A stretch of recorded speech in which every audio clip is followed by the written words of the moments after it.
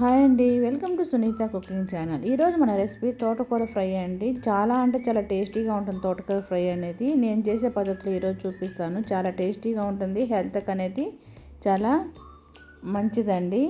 దాన్ని ఈజీ ప్రాసెస్లో చెప్తున్నాను. చాలా సింపుల్గా ఉంటుంది, టేస్టీగా ఉంటుంది అనమాట. హెల్త్కి కూడా చాలా మంచి రెసిపీ అనమాట. హెల్త్కి కూడా చాలా మంచి టేస్టీగా ఉంటుంది. మంచి హెల్దీ అయిన రెసిపీ కూడా అండి. కాడలతో సహా తీసుకోవాలి. ఇక్కడ నేను 3 తోటకూర కట్టలు తీసుకున్నానండి, పెద్దవి. కాడలతో సహా తీసుకున్నాను. పోషకాలన్నీ ఉండేది కాడల్లోనే ఉంటాయి. ఆకుకూరల్లో కన్నా ఎక్కువ పోషకాలు ఉండేది తోటకూరలోనండి. అందుకో తోటకూర తీసుకొని ఒక 2 డేస్కి ఒకసారైనా సరే ఆ తోటకూర అనేది సైడ్ డిష్గా ఫ్రైగా మనం భోజనంలో పెట్టుకుంటే లంచ్లో చాలా టేస్టీగా ఉంటుంది. హెల్త్కి చాలా మంచిదండి. చాలా సింపుల్గా చూపిస్తున్నాను. అదేవిధంగా కూడా హెల్తీగా చూపిస్తున్నానండి. చూడండి, స్టవ్ వెలిగించుకొని ఒక కడాయి పెట్టుకున్నాను. అందులో ఆయిల్ వేసుకున్నాను.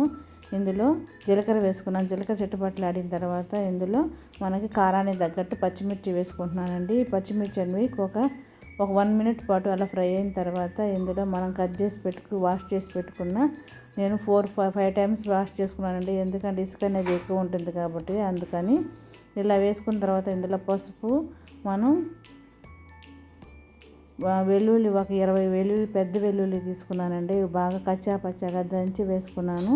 తర్వాత సాల్ట్ వేసుకున్నాను. రుచికి సరిపడా సాల్ట్ వేసుకున్నానండి. ఆకుకూరలు ఎప్పుడైనా సాల్ట్ అనేది చాలా తక్కువ పడుతుందండి.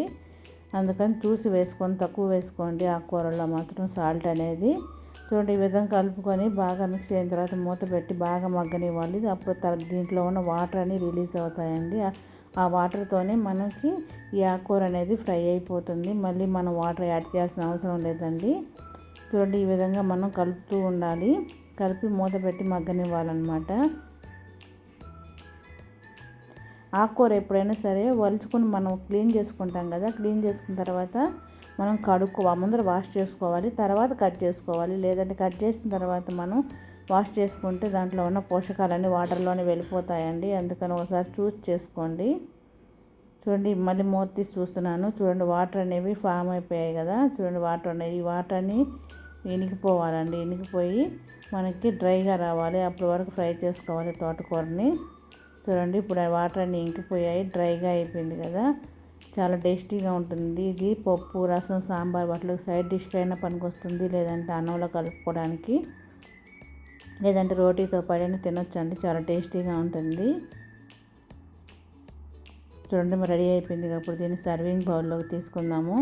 చూడండి, కాడలతో సహా బాగా చక్కగా ఉడికిపోయింది. లావు కాడలండి, అవి కూడా లేతవి. చాలా చక్కగా ఉడికిపోయింది. ఇప్పుడు దీన్ని సర్వింగ్ బౌల్లోకి తీసుకోవటం అంతేనండి. ఎంతో టేస్టీగా ఉండే మన తోటకూర ఫ్రై రెడీ అయిపోయింది. మీరు కూడా ట్రై చేసి ఎలా ఉన్నది కామెంట్ సెక్షన్లో మెసేజ్ చేయండి. ఈ వీడియో కనుక మీకు నచ్చినట్లయితే ప్లీజ్ లైక్ చేయండి, షేర్ చేయండి, సబ్స్క్రైబ్ చేసుకోండి.